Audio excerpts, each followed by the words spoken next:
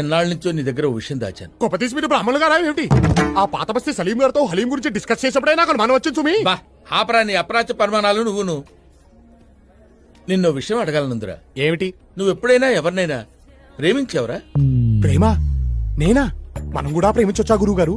ఏ మనం ఎందుకు ప్రేమించకూడదు? అంటే చరిత్ర చూసుకుంటే సలీము, అనార్కలి, రోమియో జూలియట్, లైలా మజ్ను ఎంతసేపు వాళ్లే ఉన్నారు గాని మన వాళ్ళు ప్రేమించినట్టు ఎక్కడా దాఖలాలు లేదే. చరిత్రదే ఉందిరా, చింపేస్తే చిరిగిపోతుంది. కానీ ప్రేమలా కాదురా. ప్రేమ ప్రేమ ప్రేమ అంటున్నారు. కొంపదీసి మీరేమైనా ఏమిటి సిగ్గుపడుతున్నారా? వీడు మొఖానికి సిగ్గు కూడాను. ఏమండోయ్, మీరు సిగ్గుపడ్డం మాని ఆ అమ్మాయి ఎవరో చెప్పండి. మన రాజమండ్రి గణపతి శాస్త్రి లేడు? లేడుగా.